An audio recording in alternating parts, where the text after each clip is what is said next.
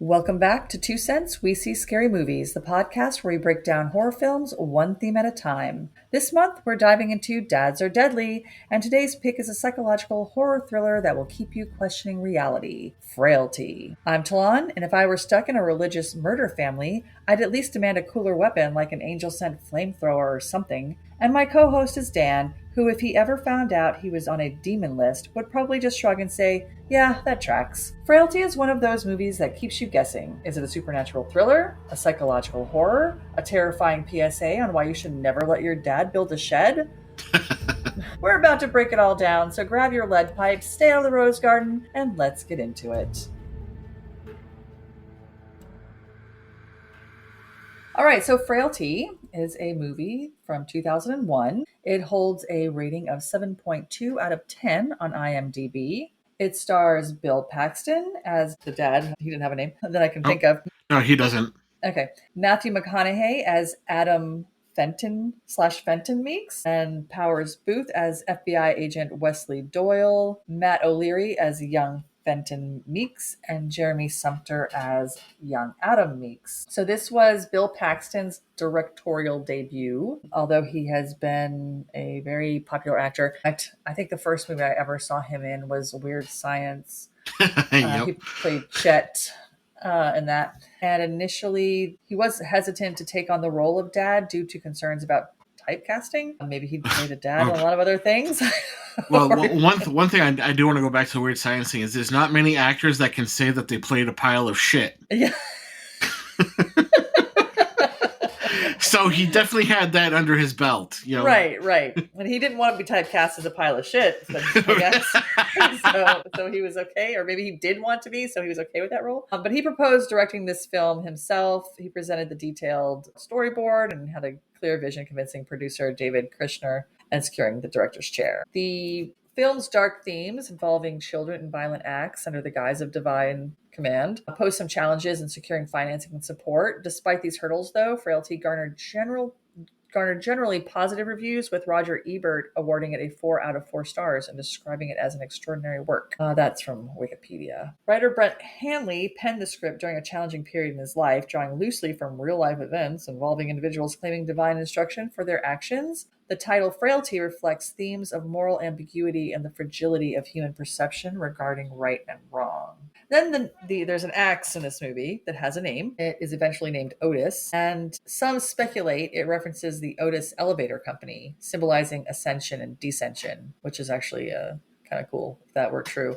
Paxton revealed it was inspired by a homeless man named Otis he had encountered. Paxton paid him for the rights to use his name in the film, adding a personal touch to the prop. Because he went to give the guy some money for food or whatever, and the guy didn't want to take any charity, so he offered to pay the man for the use of his name because he just felt Otis was great for it. Yeah, that's cool. That's nice. So do you have any tidbits that you know about that you would like to add? Another thing that the movie is loosely based on is the serial killer, the real serial killer, Joseph Killinger. Apparently, he murdered 3 people and tortured 4 families. And he committed the crimes with his 13-year-old son, Michael. This happened between 74 and 75 in New Jersey.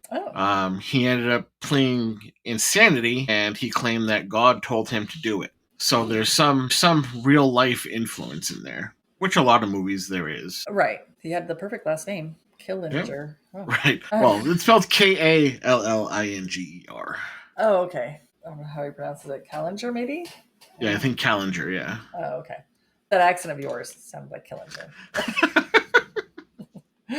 All right. So the movie opens up with Powers Booth's character. He's an FBI agent walking into his office late at night. He's been called in because someone's waiting for him with information about the God's Hand killer. That someone is Matthew McConaughey, who is playing Fenton Meeks. So Fenton tells the agent that he knows who the killer is, and he says that it's his brother. The agent asks why he thinks that, and Fenton says, because he called me last night. Then this cues a flashback, and there's going to be a lot of flashbacks and flash forwards and stuff like that. In the flashback, Fenton is sitting in his living room watching TV when the phone rings. It's his brother, panicked, saying there are too many demons, I can't kill them all. Right away, Fenton sits up. He's very alert. He knows exactly what this means. He didn't play it off like, oh, what the fuck are you talking about? He knew exactly what was going on. So his brother isn't just talking crazy. There's something real here, something that they've been through before. His brother insists that he has to take him to the rose garden, but Fenton tries to calm him down. His brother won't hear it. He's like, just get over here. Then we cut to the brother's house. He walks in this room. There's like a cork board, a thing that has all these pictures and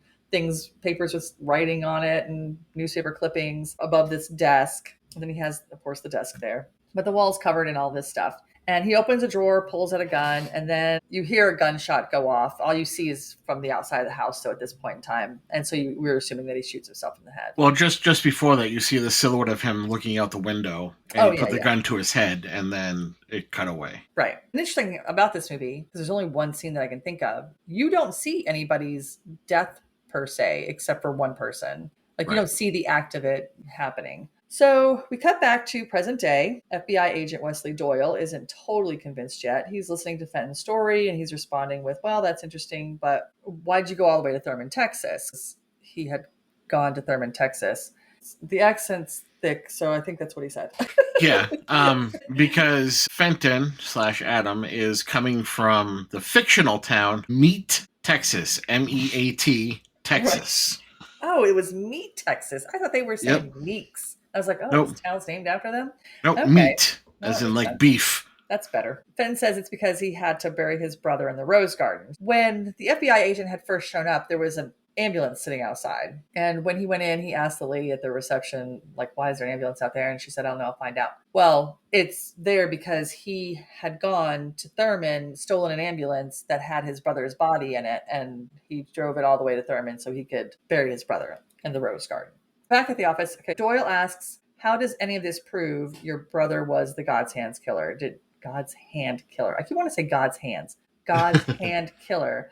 Did he say something before he died? But Fenton says, you haven't let me finish my story. So Doyle takes a beat, says, hold on, let me check something. Steps out. He goes and calls the local sheriff's department, which I thought they said Meeks, but it's Meat. Yeah, Meat.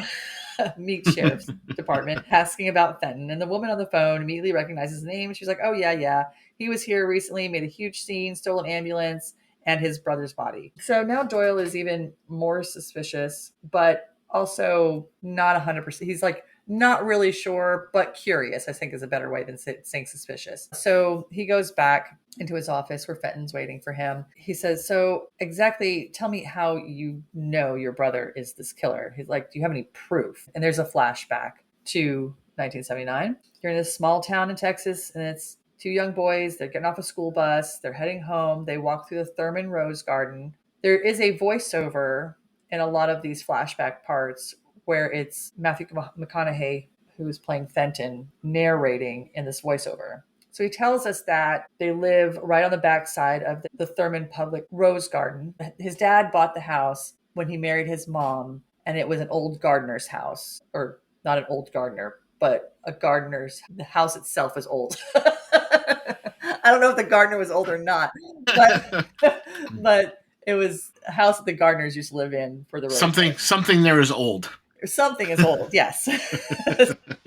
But the house sits right on the edge of the rose garden, and his dad had bought it when he married his mom. So Fenton explains that Adam, his younger brother, who was 3 years younger than him, that their mom had died giving birth to him. So Fenton basically helped his dad raise him. Their dad was a mechanic in a town called Jupiter, and usually got home around 5:30, and they'd always have dinner together. And then the next couple of scenes, it's just showing normal family stuff. They're at dinner, talking about school and just different things the kids did that day. And then it's bedtime. Fenton explains that it's always just the three of them. Their extended family had all passed, but their life was very normal and everything was fine until one night when their dad came running into their room. He comes in the middle of the night, wakes them up. He's breathless. He's exasperated, but he's excited. He says he's had a vision that an angel came to him and revealed the truth about the world, that the end is near, demons are walking among them and hiding in plain sight, and that everybody else sees them as regular human beings, but they will be able to see them as demons, and that God has chosen their family to fight these demons. So Adam, the youngest, is scared but fascinated, and he's really interested and kind of excited. And he's like, so do we have superpowers? And the dad tells them that basically, yes, they have superpowers. I think he's just kind of saying it to him. Yeah. And that God will soon send them 3 divine weapons that they will be able to use to destroy these demons. Meanwhile, Fenton is staring at his dad like he's lost his mind. You can just tell on his face that he's like, what the fuck is he talking about?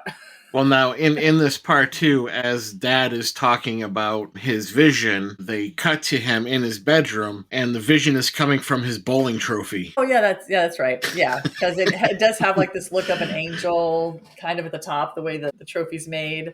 Yep, and it just gets lighter and lighter and lighter. Right. So he got his vision from his bowling trophy. Yeah, it's glowing or whatever. So in the voiceover, Fenton says that is the moment he realized that his once happy world had just kind of flipped over, and now it was just something dark underneath, basically. So then the next morning, their dad wakes them up like nothing happened. They had overslept, so he's like, come on, boys, you overslept. Let's get dressed. Let's go. And Fenton is a little bewildered because no one's acting like anything happened. So they just get up, get dressed, head off. They're in their car. No one's saying anything about it. So he's thinking, okay, well, this must have just been a dream I had.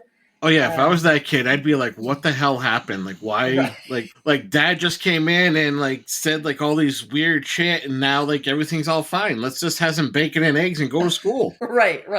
So, but you can understand because no one said anything and nothing seemed any different. Why he might have thought it was just a dream, like he just dreamt the whole thing. So, because no one was saying anything about it. They get to the school, Dad drops them off, they get out of the car, and they're walking towards the school. Still, everything seems completely normal.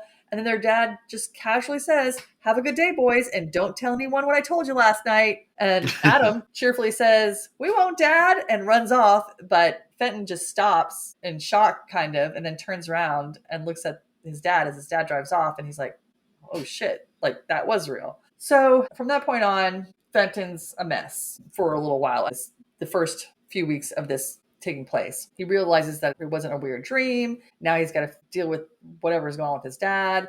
And he's struggling. He's not sleeping well. He can't focus in class. He says the whole week feels like a blur. And then meanwhile, his dad is having another vision. We get this scene where he's driving to work, I guess. He sees this beam of sunlight coming out of the sky.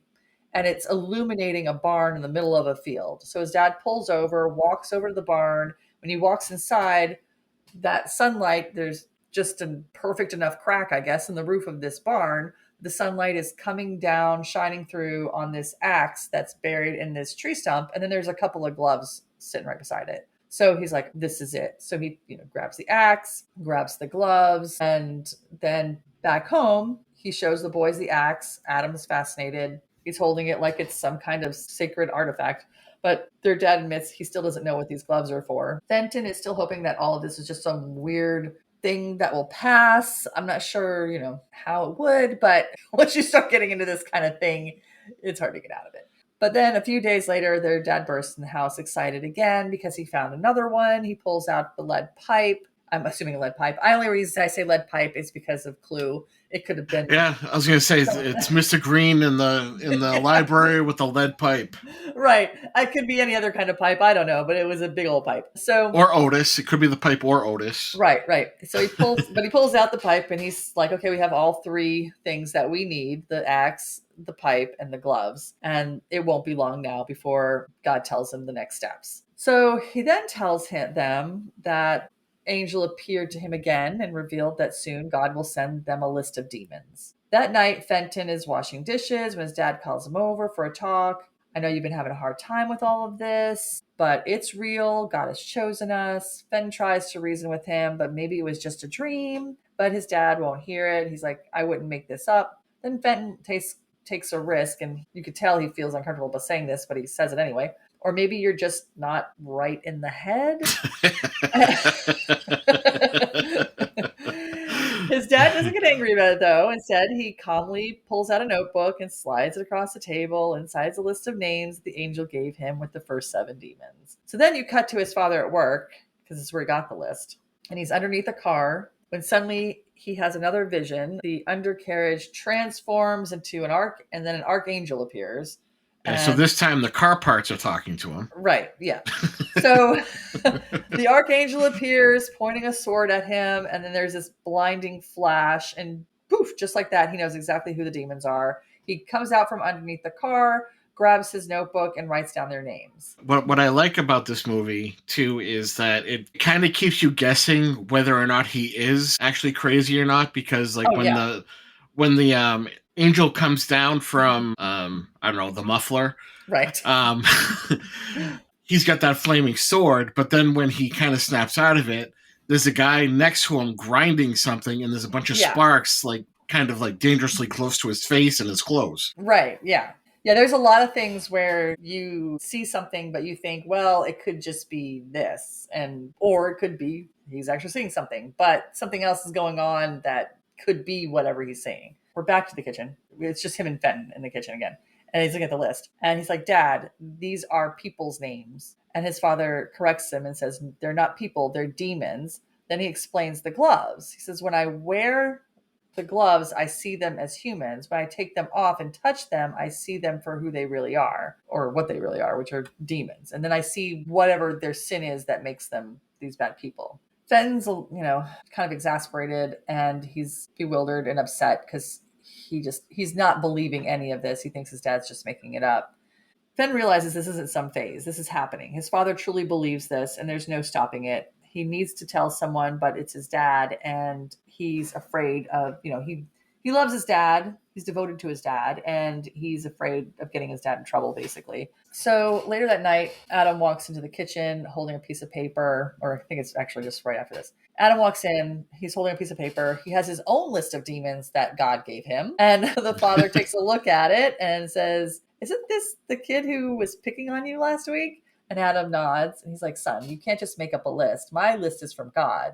My list is demons. Yours is just regular people. Adam is like, no, this is real. God told me these names. But their dad reassured them and said, don't worry, son. One day you'll get your own list of demons. Which, when he said that, I thought, well, you're doing this now because all of a sudden it's the end times. Like, you were told the end is coming. Yeah. And that's why you have your list of demons and you have to go and kill them. What makes you think that your son's going to live long enough, if the world is ending soon, that he's going to ever have his own list of demons? You know what I mean? Well, I mean, there's always that theory that, a day to God is like 1,000 years. Uh-huh. So maybe like 1,000 years from now to these guys, it's soon. Like God, it's soon. But for these guys, it's like 1,000 years from now. So maybe it's a family thing. Until that 1,000 years is done.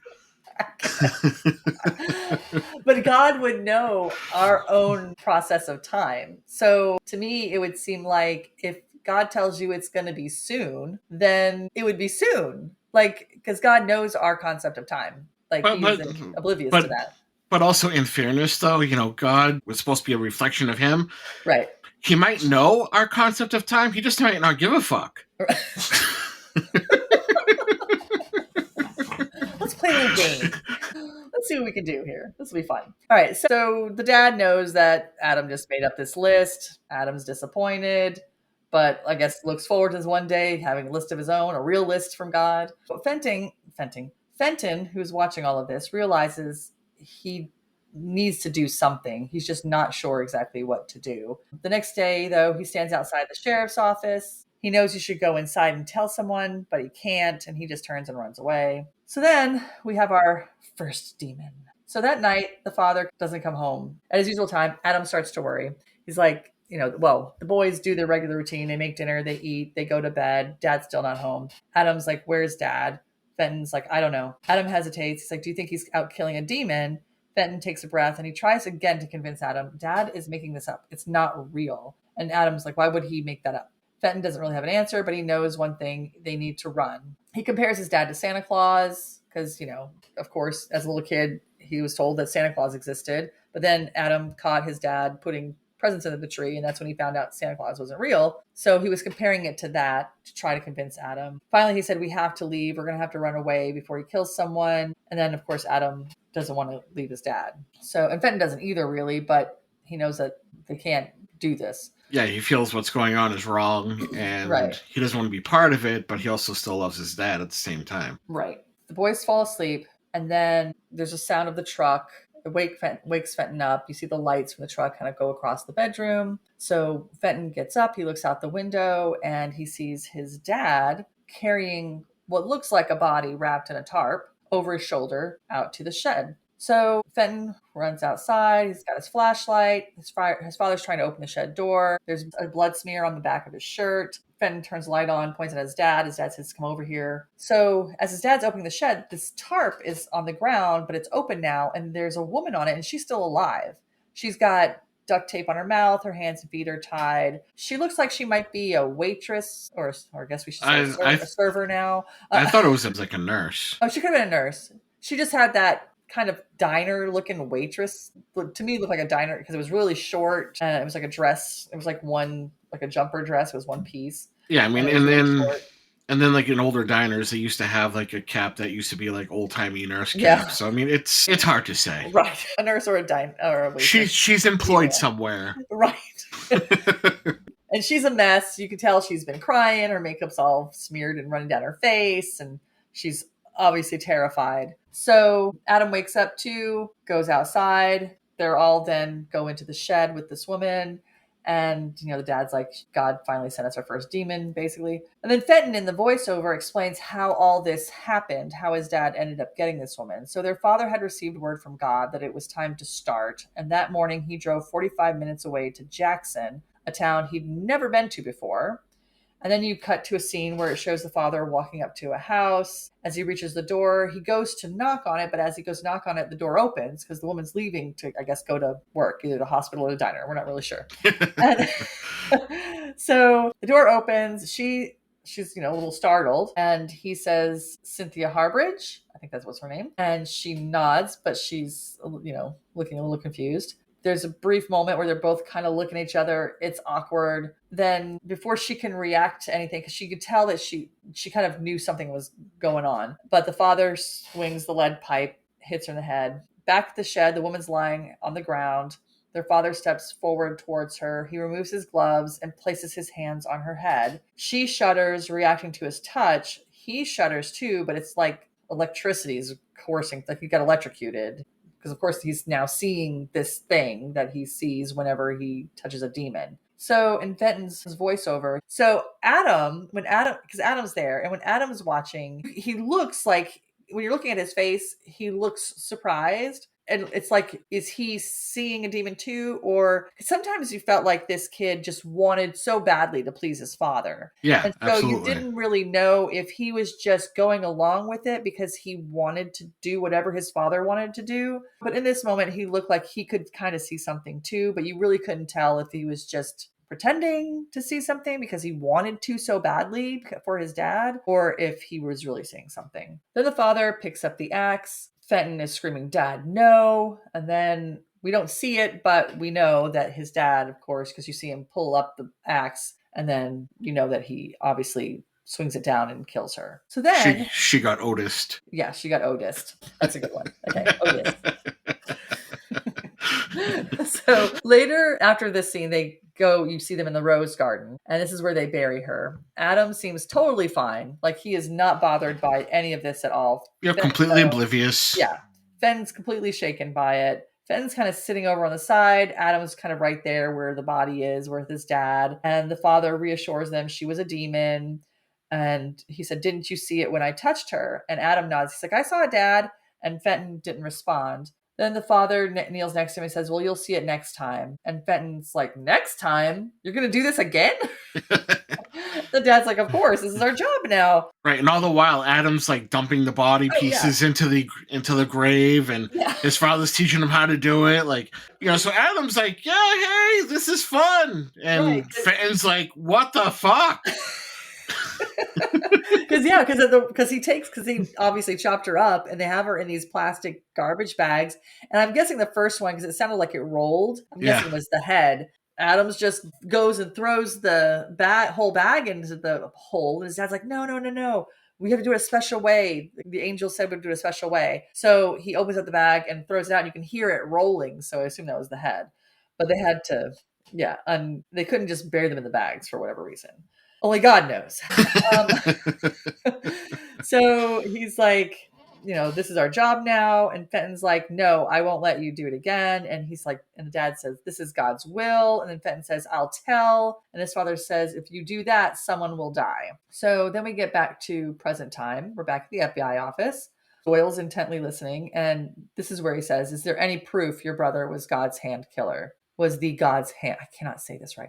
Is there any proof your brother was the God's hand killer? Dan says, well, I read in the paper that only one of the 6 missing bodies was ever found, and that sometimes what's in the paper isn't true. And Doyle says, well, that is true, and it was mutilated, and the killer left a note, but for the others, there were no bodies, there were just notes. So Doyle says, are you saying you know where the bodies are? And Fenton's like, yeah, I have a good idea. And Doyle says, they're in the rose garden, aren't they? He said, why didn't you just tell me that in the first place? And Fenton says, well, would you believe me if I told you that first? So then they leave the office building. Oh, also, there is a guy besides the receptionist in the office building. I forgot this part.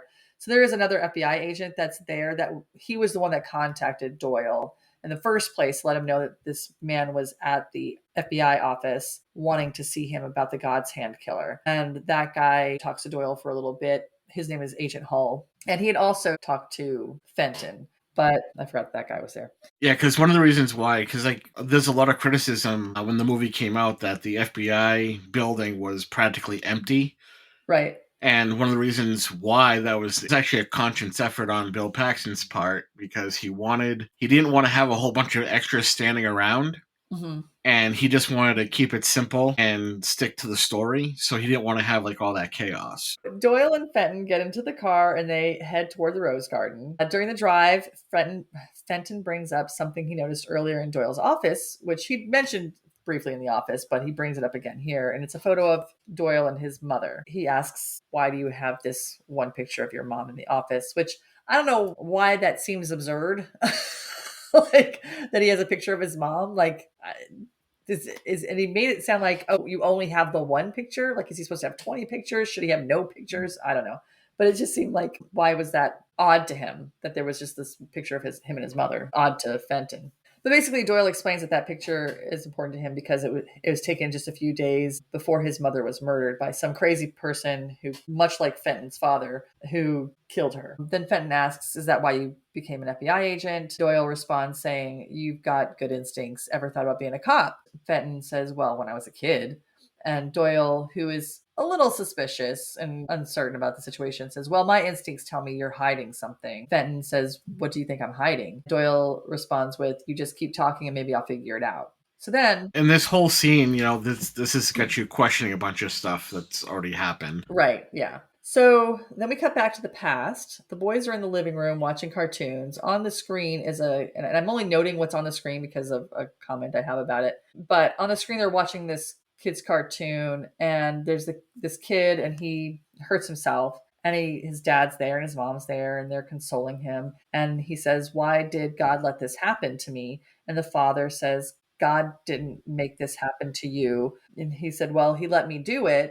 And he's like, well, he didn't let you do anything. You have free will. You made the choice. God doesn't make anyone do anything. He gives them the ability to make a decision, the choice to do something.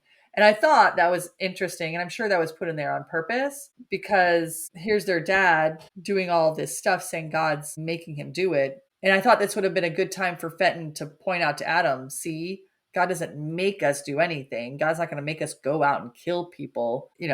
Dad's choosing to do this. And I think that's another way of them trying to keep you guessing throughout the whole movie. Because that's one thing that I did, like I said, I did enjoy about this, is that it constantly keeps you guessing, is it going this way? Is it going that way? And it just keeps flip-flopping, and it's not done in an annoying way.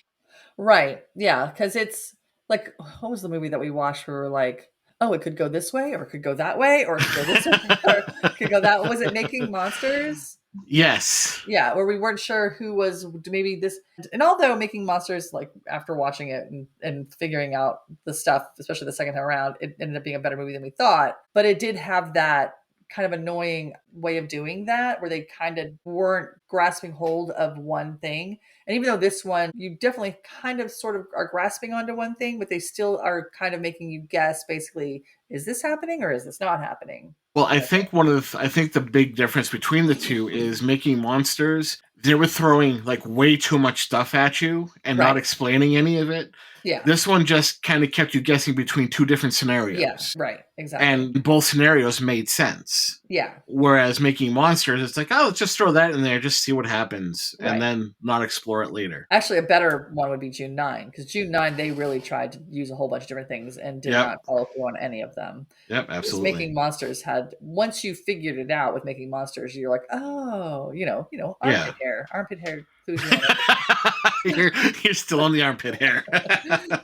In Fenton's voiceover in this scene, he says that after that first killing, no one ever mentioned the woman. They didn't talk about her or what happened. And a whole month went by and nothing happened. So then he kind of convinced himself that maybe that was it, that it wouldn't happen again.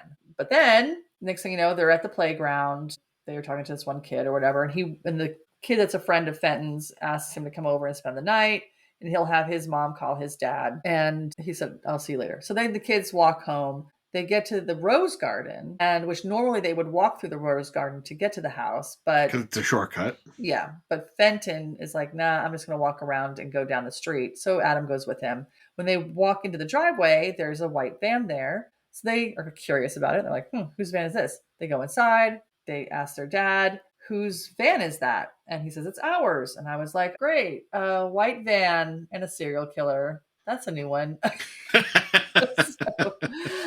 So their dad mentions that Fenton's friend's mom called, but he told her no because they have work to do in the morning. And Fenton glances down and he sees his dad's notebook, and it's obvious their dad is about to go on another demon hunt. So then we come to the second demon. So the next morning, broad daylight, their dad takes them on this demon mission. So Fenton's narrating. He's talking about how people can just disappear. They can get plucked off the earth, never be seen again. He says that they can't, and his dad's telling him this, by the way, that people can get plucked right off the earth to disappear. No one knows what happened to them, where they went, or why. And that his dad also mentions that Fenton's worried because it's broad daylight in the middle of town, and they're at this department store sitting in the parking lot because they'd followed this guy there. And he's like, we can't get caught. Not even cameras can see us. God will protect us. So I don't know, risky. Anyway, so the man they're the targeting, shield of God. Yeah, right. So the man they're targeting is this older guy. He pulls into this department store parking lot, goes inside, and they're sitting there and they're waiting. And his dad's also reading a book. What was it called? Holy Visions. Yes. Yeah. And so they're sitting there waiting, and then Fenton notices the guy coming out first. You almost got the sense that Fenton was hoping, because his dad was in this book, that he was hoping that maybe his dad wouldn't notice the guy, but his dad did.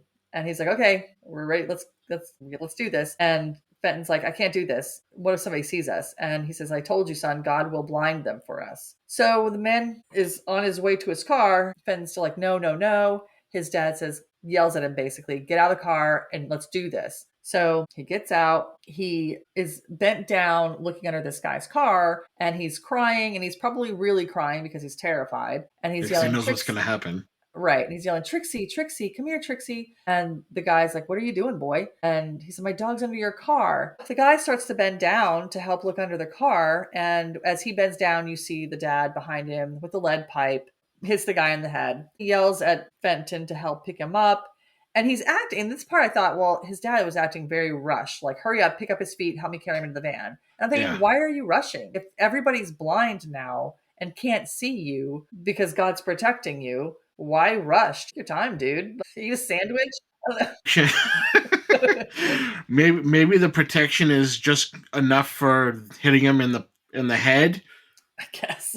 But the carrying of the body, they're fully exposed. You'd think if God is tasking you with this kind of thing, he would be more considerate of the time it might take, especially when you're using a small child to help you move a body. Right, of the whole process.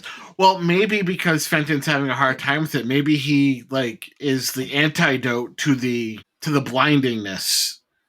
Oh, Maybe. I And hadn't so thought about that's why, that. they have to hurry up because Fenton, doesn't believe. Right. Well, maybe, yeah, maybe Fenton doesn't have the protection. Maybe only the dad does. So it looks weird to people. Like Fenton's just Carrying some pushing, legs. but he's basically looks like he's pushing a body because he wouldn't be because the dad's pulling from he's walking backwards. So Fenton would look like he's pushing Right. some body from its feet, and somehow miraculously holding up the whole body. Like, Well, rigor mortis set in really quick, even though he's not dead. Yeah, Yeah. that's true. So, okay, so they get back to the shed. The man's tied up, and their dad removes his gloves. He places his hands on the man's head, and just like before, he has that same reaction where he's almost being electrocuted. Then you look in the man's eyes, and he's like, "What the hell's going on?" Then he says, "You think nobody saw what you did, do you? Well, God saw what you did." And then, of course, and he grabs the axe. Fenton screams, "Dad, Dad, don't!" And then it happens again. We don't see it, but we know that he's killed this man with his axe. So we're going back to the rose garden because they always have to go to the rose garden to bury the bodies. And Fenton is digging another grave. Their dad, you can see this time that the dad is a little exasperated, kind of. He's smoking a cigarette and he's not as excited as he was the first time. But Well, isn't this the kill where Fenton actually ends up running to the sheriff to talk to him? Yeah, well, so the dad is telling him because he's trying to reassure Fenton that what they're doing is right because like this man, he was a murderer of little children, of babies, and he just keeps saying that a couple of times. And then this is when the dad walks off and just leaves the two kids there to bury the body. Well, Adam's all for it, so I mean, right. Yeah, but I mean, it's just like you're just gonna leave these two kids to bury a body like it's no big deal. Now, of course, he doesn't see it as a big deal because he doesn't look at it as a human body. He's looking at it as a demon. But still, you've got one kid, if nothing else, you've got one kid that does not believe what's going on. And you're just gonna let him do this without your supervision. But anyway, the dad walks off and leaves the boys alone there with the body. Then Fenton tries to take this opportunity again to convince Adam that they need to leave, that their dad's a murderer. And Adam is like, no, he's not. He's a demon killer. Fenton says, no, it's all a lie. He's just murdering people. And then Adam says, but I see the demons too when dad touches them. And Fenton's like, no, you don't. You're just being brainwashed. So then they keep going, and Adam gets angry about it, and he says, I'm telling dad. The next morning, their dad goes in the bedroom, wakes Fenton up, tells him to get up, get dressed, and not to wake his brother. We go in the kitchen. He tells Fenton that he knows that Adam ratted him out, came to me and told me what you said. God damn Adam. Yeah.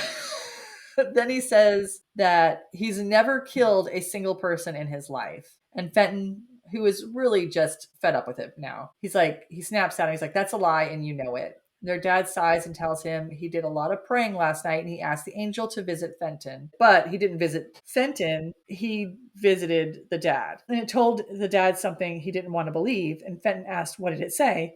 And his dad said, it doesn't matter. What matters is you're going to see the truth. You're going to help me eventually. I've seen this movie, but I feel like I remember when I watched it the first time, because the first time I watched this movie, I actually watched it twice in a row because I loved it. But I feel like I remember knowing what that was at the time. I won't tell it now, but I felt like I knew what the angel told the dad about. Yeah. I mean, it was kind of obvious. Yeah. So then he takes him out to the shed, hands him a shovel, and tells him he needs to dig a hole like 10 feet deep, 15 feet wide. It needs to be a square, really big hole. Fenton's like, what? Basically. And his dad's like, I need this done. I need at least halfway done by the time I get home from work. And Fenton's like, there's no way I can do that. And his dad, of course, says, pray, and walks off. So then Fenton is narrating over top of him as a kid, of course. And he's like, so I dug the hole, but I didn't pray. I hated God. I despised him. And that hatred is what kept me going and kept me digging this hole. And he basically did it for 5 straight days. Adam came out at one point to give him some water on that first day. And they had another discussion again about dad and how cuckoo nuts banana dad is and that they need to get out of there. But Adam still wasn't having it because Adam totally believes what his dad's saying. So, Adam did try to apologize too for telling on Fenton. And he also offers to help Fenton while dad is at work. But Fenton's like, no, I'm just going to dig this hole by myself, motherfucker. But that first night, when Fenton goes in the house and it's late because he worked all day well into the night, and like the dad and Adam had already eaten dinner, there was a plate of food on the table. Fenton went to wash his hands. His hands are all blistered and busted open, and he sits down to eat and he's having a hard time with the utensils. And the dad notices and he's like, "You didn't wear any gloves?" And he's like, "Here, take these painkillers. You need to wear gloves, but take a few days off until the blisters heal up and callus." And then Fenton was like, "Nope. I'm just going to go out there. I'm going to bleed to death and I'm going to dig this damn hole." And so he did and didn't use any gloves. But yeah, it took about 5 days and he dug this humongous hole. So then, his dad was all happy and Adam was all happy. And when he was finally finished, his dad starts getting pieces of wood and all this, there's lumber and stuff because they're making it into, his dad's calling it a cellar, but he knows that it's not a cellar, that it's a dungeon. So they finish building this underground cellar dungeon. They build it so that there's this big kind of rectangular hole on the one side of it, and they cover it all with dirt, and then they move the shed they had over top of this thing that was just built. And then they put a door in the floor of the shed that opens up and goes down into that cellar. So the next day, their dad brings home another person and a so-called demon. I'm sorry, it's not a person, it's a demon. And and this time he hands the axe to Fenton. And he says, "It's time for you to do it." And this is when he shows us that he's given the axe a name, Otis, and it's carved on the axe at the top of the handle. And Fenton looks at the axe, looks at the man tied up on the floor, freaks out, runs, says he can't do it, takes off, runs up the steps. His dad, of course, tries to stop him, but doesn't get to him. This is when he's running and just running and running and running. And he runs into town to the sheriff's office. There's no one there at the time, but the sheriff lives, I guess, right behind the sheriff's office. Goes, beats on the sheriff's door, and finally he opens the door and he's like, "What's going on, kid?" He's telling the cop everything and all this stuff, and the killings, the bodies, the divine intervention, and the fact that his dad thinks he's on some kind of a holy mission to kill off these demons. So the sheriff kind of stares at him and he's like, "This is crazy. I'm calling your dad." And he's like, "Why would you call him? Just come see for yourself." And the sheriff says, "Well, because this is nuts, so I'm calling your dad." And he's like, No, I can show you." And so the sheriff's like, "Well, okay, we'll appease him and we'll go see," right? They drive over to his house. When they get to the house, Fenton gets out and he wants to take him out back to the shed, and because that's where obviously the evidence is. And he's like, "No. We're going to go and talk to your dad first." And Fenton's disappointed and I'm sure probably terrified. So they go to the door, knock on it. Dad answers, lets him in. He's like, "So what's going on?" Sheriff explains that Fenton is making up some wild claims. The father looking appropriately confused and bewildered by it, but just like, "Aw, shucks," in a kind of way too. He's like, "I don't know why would want to make up this kind of a story." And the sheriff says, "Well, he's almost a teenager. He's got hormones. My boys, I went through it with them and we survived. You'll survive too." Fenton's like, No, he's a murderer. He's killing people. Just go check the shed." He just keeps wanting the sheriff to go check the shed. So the sheriff finally decides, okay, let's just go check the shed, get this over and done with, then I'll be on my way. So they go to the shed, they go down in the basement, and it's just Fenton and the sheriff. And they go down in the cellar, and they look around. There's nothing. Nobody's there. You can't see anything, can't see any blood. There's nothing going on. The sheriff's like, "Boy, you could get in big trouble for this kind of thing. You need to just chill out, stop telling these wild tales. I'm leaving." So he's like, "No, the rose garden. I can show you the graves in the rose garden." And the thing about the rose garden, just talk about that for a second. Either no one visits the rose garden or no one is they don't see things in the rose garden. There should be a lot of disturbed earth at this point in time in the rose garden. You would think somebody would notice something, because even if not if God is blocking it from their vision. I guess if he is doing that, they didn't say that, but he could be. He could be. But also, I think the rose garden is just, private property, because I think that's part of the house. Well, it said that it was the Truman Public.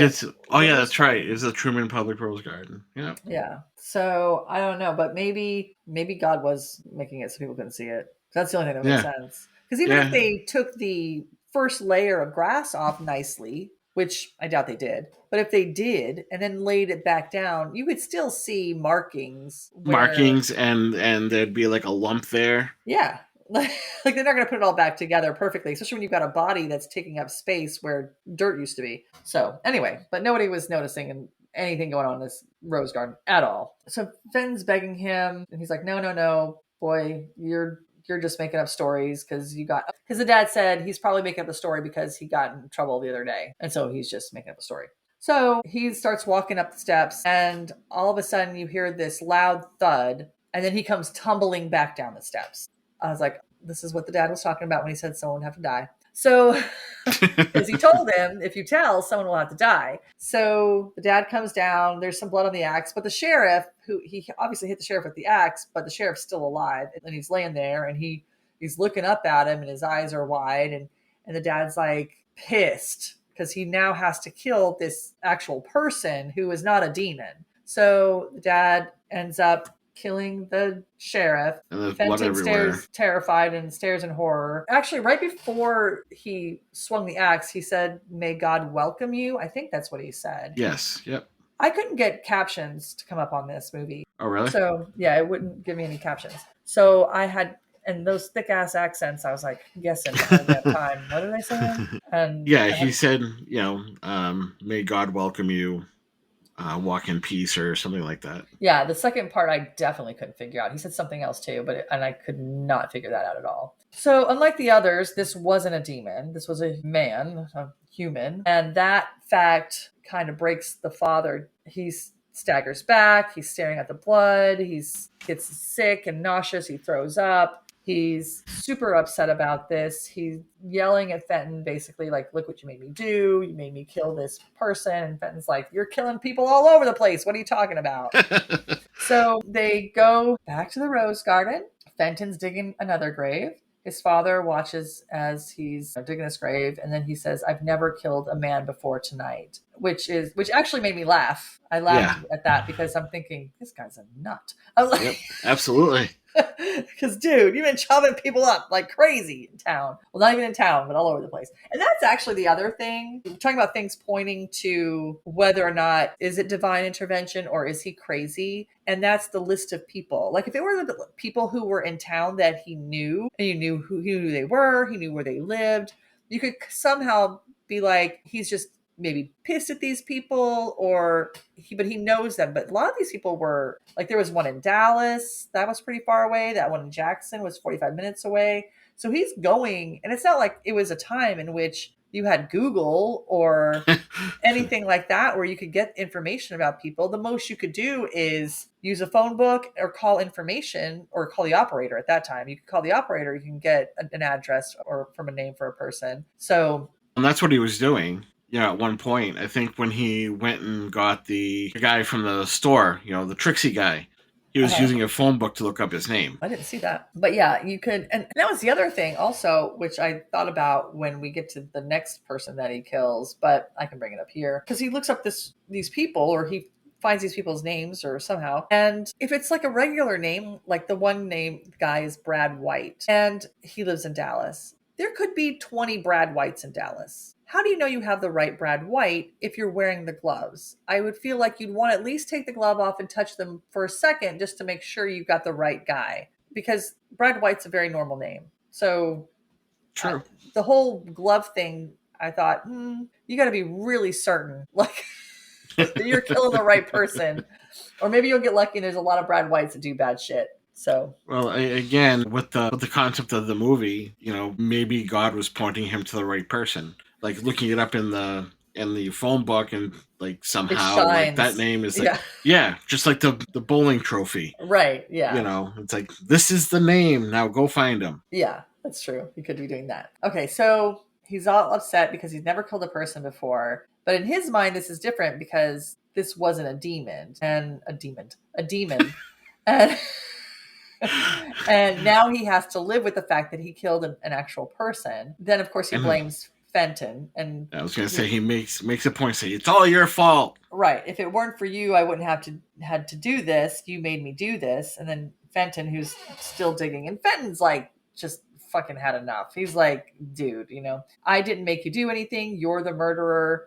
And the dad, of course, he's getting pissed, and he's like, you don't see because you have no faith. And then the dad almost completely snaps, grabs the shovel, raising it like he's going to hit Fenton with it. But then Adam, who is over at the side, says, "Dad, don't." And then the father stops for a second and then he lowers the shovel. But it's a tough time. Yeah. So now Fenton knows that this man is beyond saving, and he's got to figure out what to do, and he's got to get out of there. But he's not even sure where he could go, even if he did leave. I think at this point he's also kind of worried that Adam's in so deep that he doesn't think even Adam, like even if he ran away and took Adam with him, it wouldn't do much of anything. Like Adam would just want to go back and probably would. So after they bury the sheriff, he sends Adam in the house and tells Fenton to come with him. So they go out into the shed and he closes the door and he's cleaning the bloody axe and he asks Fenton, "Are you afraid of me?" And Fenton says yes. And his dad says, "Only demons should fear me. Are you a demon?" Fenton shakes his head and his dad tells him what the angel told him. And the angel told him that he was a demon, but he didn't want to believe it and that he won't believe it. He's like, "You're my son. I love you more than my own life. And we're going to fix this." And he actually touched, ungloved, he touched Fenton's face. I'm guessing he didn't see any visions, though. Maybe he doesn't get full demonhood until he's an adult. Yeah, because I thought about that too when I saw that. I'm thinking it's because Fenton at that time hadn't done anything. Right. Yeah, I kind of thought about that too. Except not believe. Right. That was his only real sin. So, Yeah. like, he hasn't harmed anybody, hasn't hurt anybody, and maybe the vision is just for past events and not future events. Right. So then the dad kind of whispers or says as he's turning away from him, he's like, "The funny thing is, I'm afraid of you." He tells him that he can't trust him and he needs him to go down into the cellar. And Fenton's like, "No, I'm not going down there." And he's like, "You have to, after what you did, I can't trust you." And he's like, "Please, please, I won't say anything. I won't tell anybody. I won't tell anyone, I swear." And then he's like, "I had to kill a man tonight because of you, and I don't want to have to do it again." Fenton's refusing to go, so he grabs him and he carries him down there. And then as he's leaving, he says, "Pray, pray, son, pray for visions. Pray God will come to you and show you, you'll get some faith." And then he nails the door shut. So Fenton's down there. He's screaming at him to let him out, but then dad leaves. So the next day, Adam appears holding a glass of water. Fenton, he's like, "I have a glass of water for you. Dad said you can have 1 cup a day." And Fenton's like, "You got to get me out of here. Open the door." He's like, "I'm hungry. I have to go to the bathroom." And Adam says, "I can't. Dad won't let me." He's like, "I'll bring you more water if I can, but this is all I can do." He has him, put his mouth under the hole. He pours the water into it. He said, "Adam, you have to get me out of here." And Adam says, "I can't, but Dad said you'll probably only be in there a week. You just have to accept God's will." And Fenton's like, "A week? I can't last a week. I can't do this for a week." And then Adam leaves and Fenton is then still alone in the dark. Days pass, time blurs, a week goes by. His dad comes to see him after 7 days and he opens the door. He looks down at Fenton. He said, "Has God spoken to you yet?" And Fenton says, "There is no God." And just like that, door slams shut. He closes him down there again and leaves. So this is when you have Fenton's voiceover, and he's describing how that time that he was there, days passed, weeks passed, and I'm sure he's very weak because he's had no food. He's just getting water, but all the days start to blend together. He doesn't know when it is. He doesn't even know how long he's been down there. And then something happens, and it could be from starvation. He's having just hallucinations from just being down there alone in the dark, no food, just water. But he does see something. He does claim to have a vision. His father and Adam return, and Fenton is barely conscious. His body's limp. He's just laying on the steps. You can hear him kind of moaning as his dad picks him up and places him on the floor of the shed. He gets some water from Adam and rubs it on Fenton's lips. And when Fenton finally speaks, he looks at him. He's like, "Dad?" And he's like, "Yes." And he's like, "I saw him. I saw God." And his father, his eyes light up. He's like, "You did?" And Fenton's like, "Yes, I'm sorry I doubted you, Dad." His father is beaming and he's all happy and they're all like thrilled and happy and smiling. And punishment over. It worked. Yay. They go inside. Fenton's eating some food and his father talks about how proud he is of him. Adam says, asking all these questions like, "What did God look like?" Fenton's like, "Well, it's hard to explain." His dad's like, "Stop asking all these questions. Let him eat in peace." It's a hard thing to ask somebody to explain. But Adam is like, "Well, it's not fair. Fenton got to see God. I only get to see demons." And his dad's like, yes, but look at the price he paid. So then we have the next hunt, and it's about a week later, and the dad asks Fenton, are you sure you're ready? And Fenton's like, yes, I'm ready. So the three of them get in the van. They drive off to Dallas. They're sitting outside this guy's house. He hands him some gloves. He bought him his own set of gloves. And Adam wants to come, but his dad says, not yet. Your time will come. Stay here and just keep your eyes peeled. I don't know why he needs to keep his eyes peeled. Again, if everybody's blind when this stuff's going down. Why do we need a lookout? Why we need to look out? Unless he was just saying that to appease him so that he wouldn't get out of the van. But why would you need that? So they get out of the car. They go up to the house. They knock on the door. Guy comes out. He looks like an asshole. He totally. Definitely. Yeah. He's explaining that they got a flat tire, but they left their tire iron at home and wanted to know if he had a tire iron they could borrow. You can hear from inside the house this lady yell, Brad, who is it? And Brad snarls and says, basically, shut up, you fucking bitch, kind of, and he's like, women. And so fucking women. Right. So we know this guy is obviously a demon. So he's like, yeah, I got one. It's out back. So they follow him to the shed. They get inside. The dad is standing just behind Brad, between Brad and the door. And Fenton is around on the other side of Brad, a little ways away from him. And as Brad is bent over looking through stuff to find this tire iron, Fenton's kind of backing up. And when he does, he hits something and something falls and drops to the floor, makes a noise. The guy startles a little bit, looks back. And as he's looking back, that's when the dad is bringing up the pipe to get ready to come down to hit him. And the guy has the tire iron in his hand. And he reacts quickly and whacks the dad in the side. They get into a little bit of a scuffle, but then Fenton comes up and hits him. I didn't even see what Fenton hit him with. It happened kind of quickly. Hit him with something and knocked the guy out. Now, I wonder in that part if Fenton kind of did that on purpose, hoping that the guy would end up killing his dad. Yeah, that's true. I didn't think about that, but you're right. He might have done that on purpose. Because you could tell when he was standing there, because, this whole time since he came out of the cellar, up until this point, he was kind of acting like he was all for it, kind of had that stare, that look in his eyes, like he was the same as his dad and his brother. But in that moment, when he was backing up, he looked like he was afraid a little bit more or uncertain. So yeah, you're right. He may have done that on purpose to get... Yeah, because the plot point that was missing from his vision was the bowling trophy. Plot point that was missing from whose vision? For Fenton, because he said that he saw God. He didn't have the bowling trophy in front of him. Oh, yeah. He didn't have the bowling trophy. And what was the other thing? The muffler. The muffler. Right. He just had the complete vision. And actually, he had a better vision than his dad because his dad only got mere angels. Right. He got God himself. Yeah. Right. That should have thrown the dad. The dad should have thought, at that. Right. Question that, actually. It's like, why did I get angels and you got the man himself? Right. Unless the dad just chalked it up to he really needed a good dose of faith. And that's why God talked to him himself and not an angel, I guess. I don't know. So then he yells at Fenton to grab his legs, and together they haul Brad and his unconscious body to the van. He did drop the pipe here in this part. And it was just a small thing, and it's meaningless to the storyline. But I just thought, did he go back and get that pipe? Because this is a pipe from God. Like, you don't just leave those laying around. Yeah, no. You have to have those on your person at all times because you don't want it to get in the wrong hands. No, you don't want those to get in the wrong hands. Because if the demons got the pipe, that'd be bad news. The God pipe, that would be a bad thing. So, or if they go looking for Brad and the lady's like, oh, he was in the shed, and they find this pipe and she happens to not recognize the pipe. I don't know if she would or not.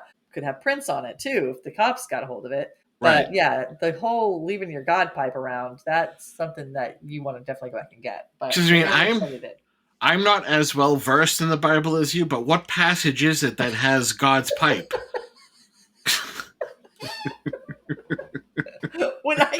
I am actively reading the Bible right now, and when I get to that part, I am calling you on the phone.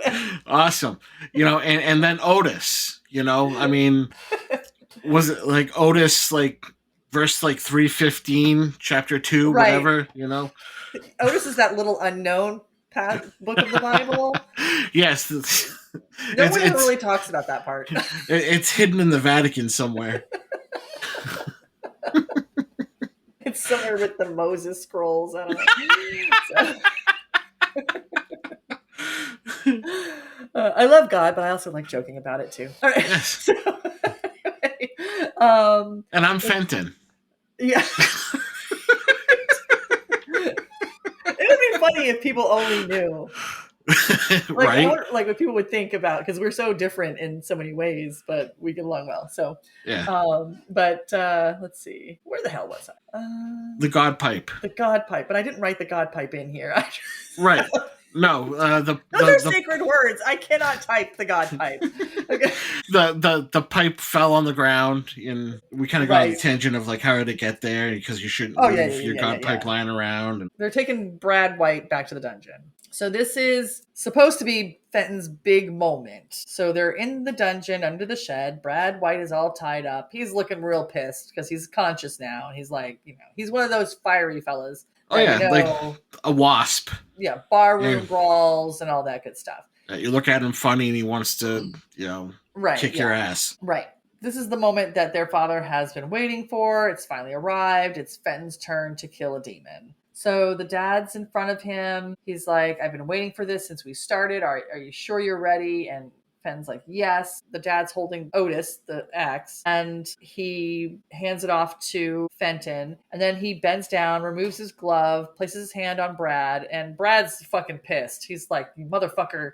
Even though he can't do anything, he's like, motherfucker, get off me. And of course, Brad is reacting in a pissed off way. And then the dad, of course, is acting as if he's being electrocuted again. And now Adam comes downstairs and he's watching it intently as all this is going on. The father stands back up and turns to Fenton and says, destroy him. So Fenton, he's got the axe and he pulls the axe back, and you can see he's hesitant and he's thinking about it, and he's gripping onto Otis, and he raises it above his head, preparing for that fatal blow into Brad White. And as his father watches and Adam watches, and then suddenly he swings, but not at Brad White. He swings at his dad, burying the axe deep into his chest. The father stumbles back, stunned, staring at his son in shock. He gasps for breath. He collapses on the floor. Adam is screaming, Dad! And he runs over and kneels beside him. As their dad lays there dying, he whispers something to Adam we don't hear. I assume that he's telling Adam that Fenton's a demon. Yeah, I think so too. Right. That he's going to have to kill him one day, probably something along those lines. So then they both look at Fenton, and Adam's got a look of, I fucking hate you in his eyes when he's looking at Fenton. Fenton, of course, Fenton's probably somewhat relieved, but he's also probably in shock that he actually went through with what he just did. He drops the axe, moves towards Brad, pulls the duct tape off of Brad's mouth. But the second he pulls it off, Brad screams in terror. And you're thinking and at first you're thinking he's just screaming to scream. But then they both look up, and there's Brad coming at him with the axe. And before anybody can react, Fenton especially, Adam kills Brad. So then we come back to present day. We're back in the car. Fenton tells Agent Doyle that they ended up burying their father in the rose garden as well. And that about a week later, they went to the sheriff's office, told him that their father had just disappeared one day, and that they filed a missing persons report, but no one ever found anything. The brothers then went to separate orphanages, and then Doyle's asking a couple more questions, but Adam doesn't really want to talk about it anymore. And he just kind of stares off out the window and says, yeah, it's like, yeah, I'm done. Let's just stop talking about this. Then they end up finally getting to the rose garden. It's clear that this place has gone to shit. It's overgrown. It's forgotten. It's a mess. I don't know what happened to this town, but they don't care about their rose garden anymore, or they don't have any more gardeners left, or they just the gardener died. Who was the gardener? The one from the beginning. I just figured they just stopped liking roses. I was like, I don't know. But it's a mess. And of course, it's nighttime. It's a little foggy. It's got that creepy, almost cemetery feel to it. Yeah. Which technically it is. Technically it is. Right. I just thought that as I was saying it. It kind of is a cemetery. So they get out of the car, and all this time, by the way, I forgot about this part. Matthew McConaughey is handcuffed. He had him handcuff himself back before they left the FBI office. And I thought it was dumb because I never understand why you would handcuff anybody in the front, because you can still do stuff. Yeah. with you. So anyway, but they're in the rose garden, and Doyle pushes for wanting more answers. He's asking more questions. He's like, "Tell me about this promise you made to your brother," because he had promised his brother that he would bury him. Oh well, hold on, I'm getting ahead of myself. All right, so tell me about this promise you made your brother. So we have a flashback. Fenton has, he's talking over it, and he's in the rose garden the night they buried their dad. Fenton looks over at Adam. "If you ever destroy me, promise me you'll bury me here." And Adam says, "I promise on God." So basically, Fenton knows that Adam thinks that he's a demon because his dad thought he was a demon. So he knows that at some point in time in his life, Adam's going to come after him as a demon and kill him. And so he wants to be buried in the rose garden.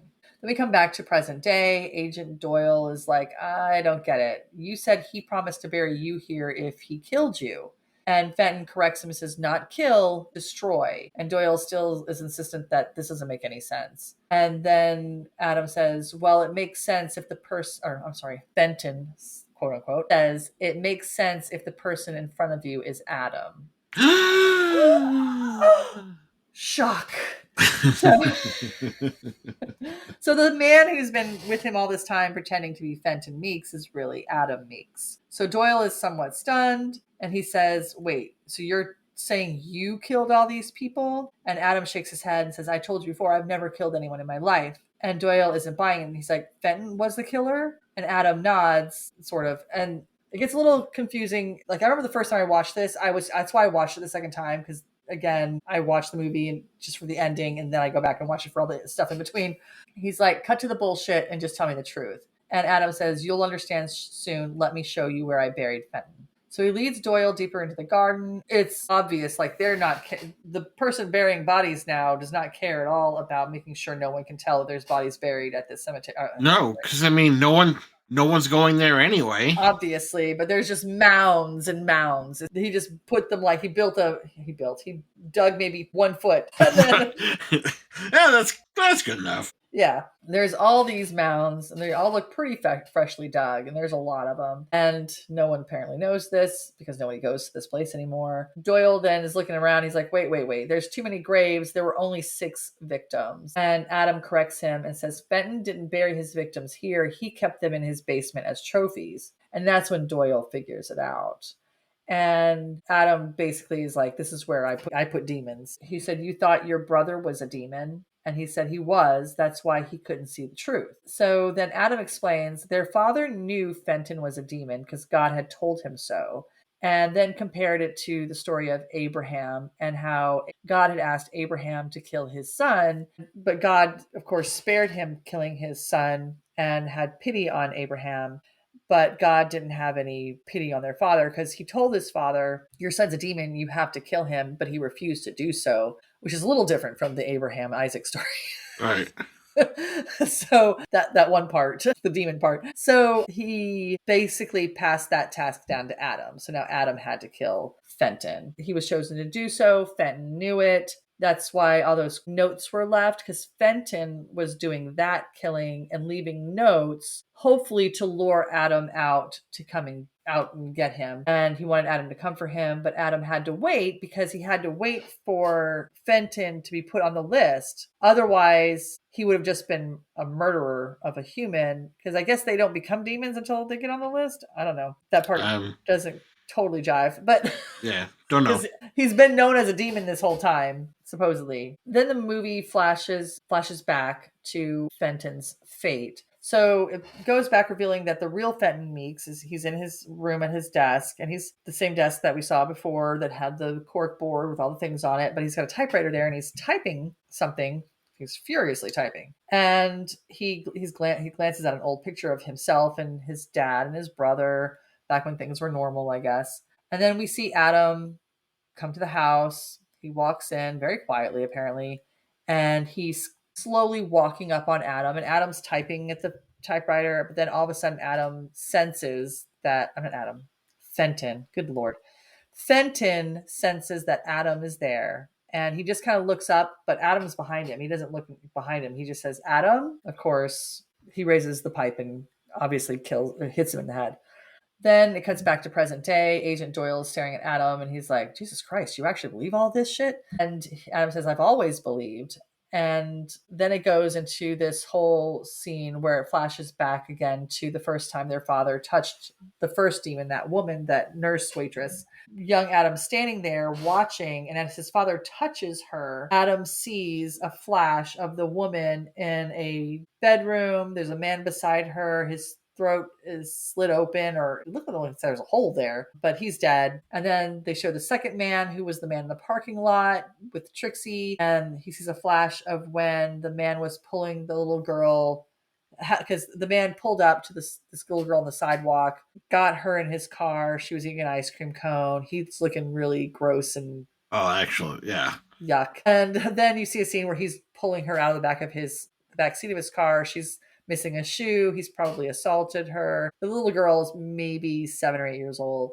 And I think she's dead at that point, too. Yeah. So he's dragging her limp body from the back seat. And then it snaps back to present. Now Agent Doyle was like, "You are crazy as fuck," basically, you know that. And Adam doesn't really react to it. And he's like, "Well, he said something about, I don't know if you're this or that, but I definitely know you're a murderer and I've got you." Then Adam is like, "Maybe, but what do you say? That's not going to bring your mother back? Or what about your mom?" But he brings up his mom. Yeah, he brings up the mother. Yeah. And then Doyle looks at him with some surprise. He is but mad, and he has the gun in his hand, and instead of shooting him, he just goes like he's going to hit him with the gun. And Adam catches his wrist, and when he grabs him and touches him, you see a flash, and you see where Doyle's mom is outside hanging clothes on the clothesline. Happily. Yes, very happy. Everybody's happy when they're hanging clothes. And Doyle comes into scene, and you see him stab and kill his mother. This is where I feel like it's making a clear decision as to what's going on.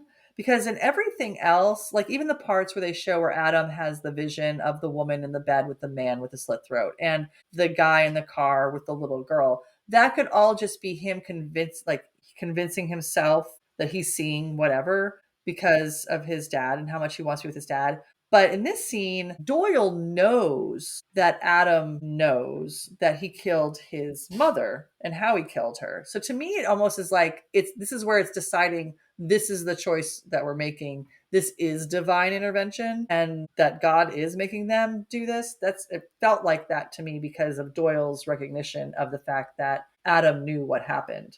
Yeah. So he's kind of shocked, and he doesn't actually knock Doyle out, but I guess the feeling there must be some sort of overwhelming physical reaction to this vision. Like, I don't know if Doyle also had the vision. Like, maybe these people have the vision when they touch them and they have the vision as well, because Possibly. Doyle knew at that moment that he saw what happened, and he knew. And he was also kind of went limp, and he wasn't able to fight him off because he didn't hit him or incapacitate him in any way. No, it was almost like he was paralyzed. Yeah. So he was like, "How did you know?" And Adam says, "You're on my list." And then Adam has already got this grave that's dug out for him. He said, "You didn't think anybody knew, did you?" He said, "Well, but God knew, and that's why he sent me." And then Adam lifts him up and throws him into the hole. And then Doyle, who, is just kind of in there. I mean, he can kind of move, but he's not like really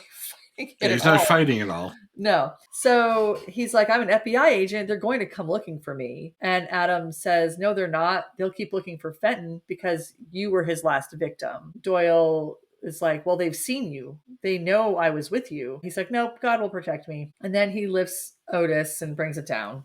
You assume that that's that. Then we go back to the FBI office, and it's all chaotic, and there's FBI agents everywhere, and they're all trying to figure out what happened to Agent Doyle because he's missing, and they all know he's missing. And then there's a group of them all in an office, and the one FBI Agent Hull from the beginning, they're questioning him about this guy that he'd left with, and he's like, "Yeah, I saw him. I talked to him. I shook his hand, but I cannot remember his face for the life of me." And then it's just a blur. Yeah, it's just a blur. So then this other guy comes running in with this VHS tape, and he's like, "You guys got to look at this." He pops it in a VCR, and it's video footage from where you could see Adam, quote unquote, Fenton, but wherever his face is, it's all glitchy and blurry. And every tape is like that. They're like, "We don't know what's going on, but every single tape is like this." So they're like, "Well, his name was Fenton Meeks." And one guy's like, "That sounds made up." but I guess they look it up anyway and they figure out where he lives. So then you see them all outside of his house and they're all, on the bullhorn, Fenton Meeks, come out with your hands up. There's no response. They go inside and they're all looking around. They're clearing all the rooms. But then the Agent Hull, he sees the desk and the typewriter and all that stuff that's there. And he sees the stuff on the cork board and he goes up to it and he sees a list. And at the bottom of that list is the FBI agent Doyle's name and it's crossed out. So he now knows, shit, someone got him. And this is the god. And they figure out that this is the god's hand killer. So then another agent comes up and he's like, hey, we found this down in the basement. And it was Doyle's ID and it was covered in blood. And he's like, oh, is he down there? And he's like, he's not down there. And even though they don't say, but because you know that Adam killed Fenton, I'm assuming Fenton is down there. Yeah. In the basement. That's all I can guess. Yeah, that's what I'm thinking too. Right. Then they're basically, I guess case closed in terms of all of, they know where the FBI agent is and they know who killed him and who the God's hand killer is. It's all wrapped up in a pretty bow. Right. So then you see this next scene and you see this sheriff's office and it's Enid County, I think it was, sheriff's office. And Agent Hull pulls up and he goes in there and there's a lady at the desk and he says that he needs to talk to the local sheriff. He is an FBI agent. So she yells out. When you see the doors, there's like these double doors with glass in the middle and you see the person come around, the sheriff, and it's Adam Meeks. And he walks through and it shows the FBI agent who has met him as Fenton. And there's kind of this weird look on his face. Like, hey, don't I know you? But I can't place you. Yeah. Right. It's like a weird, but then he like kind of snaps out of it. So he's basically there to inform him of what his brother has done. And he's like, we just, wanted to let you know before we release this out to the public that, this is what your brother did. And I'm assuming maybe telling him that his brother's dead. So we thought we'd just give you a heads up before we let this, out to everybody in the press and whatever. So they never really make it clear though exactly, but I'm assuming that's how that went. They're outside the office and he tells him all this and he was like, yeah, it's all good. And then he's like, and then he shakes his hand. And when Adam shakes Hull's hand, you can tell that Adam is okay with this guy by his voice and his mannerisms and stuff. And he's like, you're a good man. Everything's going to be all right. Or as he would say, probably all right. all right. All right. So Hull seems satisfied. He leaves completely unaware of who he was just speaking to. And then as the film starts to close, Adam is on the sidewalk in his classic Matthew McConaughey stance, by the way. Yes. And then the girl who was in the office, she comes out, who's pregnant, by the way, and you realize this is his wife. And he's got this life now where he's the sheriff. And I don't know if he was always the sheriff. It didn't really tell you if he'd always been the sheriff this whole time that, he was going through this with Agent Doyle, or if he just suddenly became the sheriff. But I'm going to assume that he's always been the sheriff. I think he always was. Yeah, because otherwise in that short bit of time, he had to get suddenly elected. Yeah.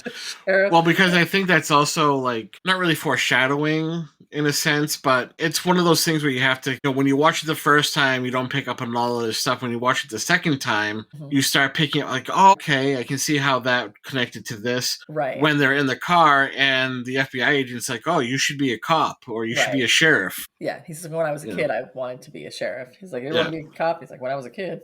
Yeah. So, right. And it makes sense, too, that if this is what he does this is his hobby, demon hunting, then being a sheriff allows him a lot of leeway. It's very similar to Dexter. Yes. Because as the sheriff, he has control and no one's probably going to assume the sheriff's killing people or demons. But it's a good job for him to have, much like in the way it is with Dexter, where he's got that behind him. He's a part of the police department, plus he has the knowledge and all that stuff. So then you see his wife and she stand there and embrace. And he seems very happy and fulfilled. He knows he's carrying out God's will. So, and that wraps up Frailty. And what are your thoughts or comments on the movie? Well, so first, there's a couple different things in here. On Fever Lake, we're making fun of the fact that one of the characters was using the same beer bottle probably because they couldn't afford it. Right. Well, in this movie, that actually took place. Oh, Because they were trying to find like 1979 like cans of beer and things like that. right. They were only able to find one can of Ham's beer, and so they ended up reusing it throughout the movie at different intervals. Whenever Bill Paxton's character or dad Right. pops the can, they ended up like doing like sound effects for it. Oh. And also the first scene where Adam and Fenton are talking, Mhm. Adam has that same beer to kind of show that he's kind of following Dad's footsteps. Oh, I didn't pick up on that. Then when Fenton is going into, well, Adam as Fenton going into the cop car, he refuses to let the cop help him. Yeah, I saw that. And, Oh, that's a direct right. symbolism of, no physical contact, because then the demon would be revealed too soon. That's true. And That's I right. don't know, maybe because of the paralyzing effect, like that can't happen because he needs to be in the rose garden or near the rose garden. But yeah, that's true. I didn't think about that because I know that I noticed that he was like, he leaned away from him when he went to touch him to put him in the back seat, and he just got in on his own. But I didn't even think about the fact that that was him not wanting to touch him. And then whenever they were destroying demons, you never really saw any kind of blood splatter or blood on them or anything like Right. that. Mhm. But when he accidentally killed the sheriff, well, not accidentally, when he Yeah. forcibly killed the sheriff, Right. and when Dad was killed himself, you Yep. saw blood on the axe, you saw blood on them, you saw blood, like, pretty much blood everywhere. Right.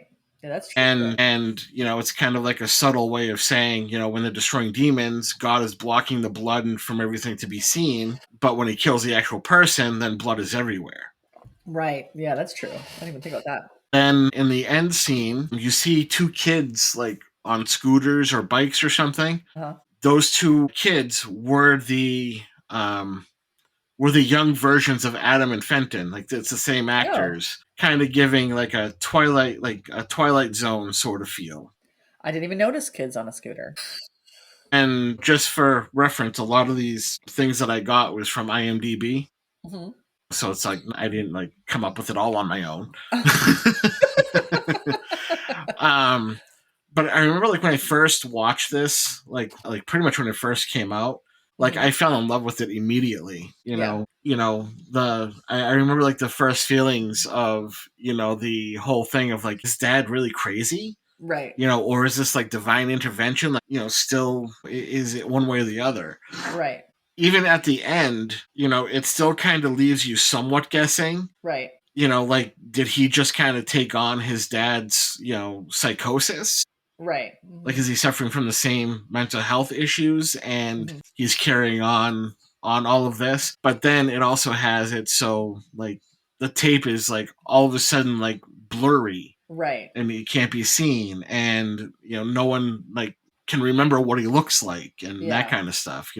But factually, most witness accounts are inaccurate anyway. Right. Yeah. Although you would So hope that an FBI agent would be relatively good. right, yeah, I mean, Like you at would least hope, like some hair color, like maybe how tall he is, something. right?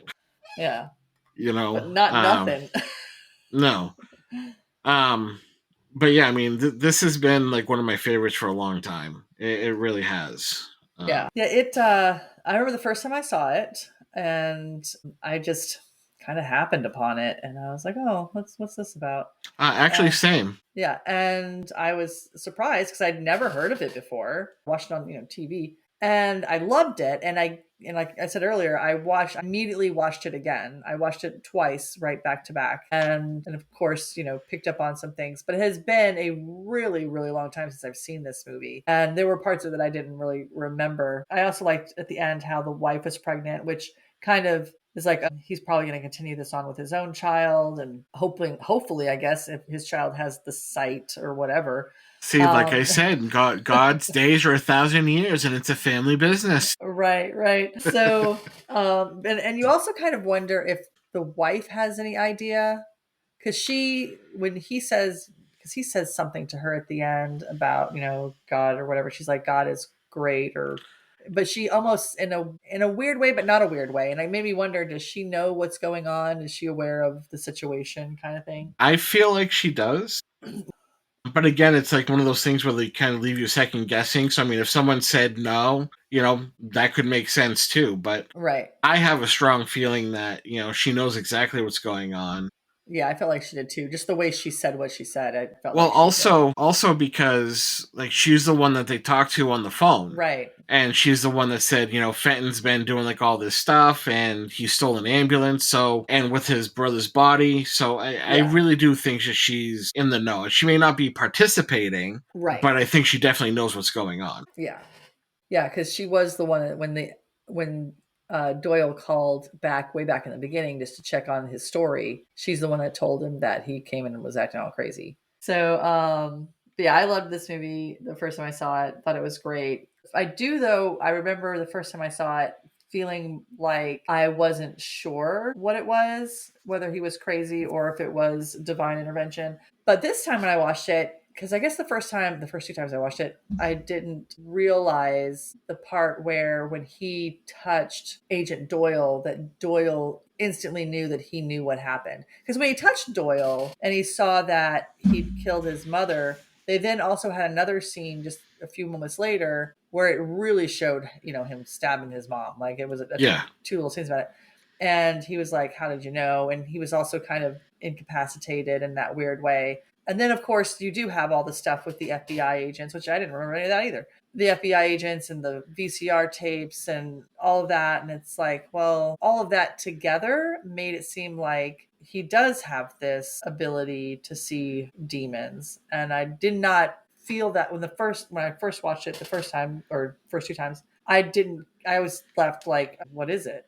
But this time I really feel like that was the route they were trying to take. So how many cents do you give this? I would give it 8.5. Yeah, I was thinking about 8.5 too. I was surprised at the IMDb rating that it was, to me, 7 seems kind of low. It was 7 something. Yeah. And considering some of the other movies we've watched that got not Fever Lake, but Fever Lake was very giving. There's still PTSD from that one. I thought 7 was kind of low because I thought it was better than 7. I thought it was much better than a 7. I would say somewhere around 8 or 9 even. And it was a really good movie and really great. Acting was great. The direction was great. All of it was great. Yeah, like I said, it's always been one of my favorites. And much like you, I just happened upon it. Honestly, like whenever I see Frailty, I always think of Mothman Prophecies as well because I rented both of those at the same time. And so I always like associate those two. Right. Kind of like in the 80s, the movie Deadly Friend and Chopping Mall. I always associate those two things together because I saw them at the same time. I kind of do the same thing because I remember I got the movie The Cook, the Thief, His Wife, and Her Lover. You ever seen that? No, I haven't. That's a little wacky. It's got if you stay to the end, it's got Tim Roth in it. That was the first time I'd ever seen Tim Roth. But it's an interesting movie and it's got a funny little ending, a twisty little ending. But whenever I think of that movie, I also think of the movie Kids. Did you ever see that movie? Long time ago. I don't remember much of it, but I do remember seeing it. Yeah, because I got those both at the same time. And Kids was, that one was rough. Yeah, I remember that one being a rough one. Yeah, that's a rough one to watch. But if you ever get to watch The Cook, the Thief, His Wife, and Her Lover, I would recommend it. It's a very interesting movie. All right, anything else? No, I think we can put a sock on it. That wraps up our deep dive into Frailty, a film that proves the scariest thing isn't demons, it's dads who think they're on a holy mission. This movie plays with perspective in a way that sticks with you. Was Adam actually doing God's work, or was he just the world's most dedicated serial killer? Either way, one thing's clear. If someone ever tells you that they have a divine list, run. Next week, we're continuing our Dads Are Deadly theme with Clove Hitch Killer. It's a picture-perfect family which is torn apart after Tyler, a son, finds a cache of disturbing images in his father's possession. He begins to suspect that the man he trusts most in the world may be responsible for the murder of 13 girls 10 years prior. I've seen that one. It's been a bit, but I've seen it. So everybody be sure to watch that so you can follow along and come back. And as always, be scared, be prepared, and don't get caught in the dark. See ya.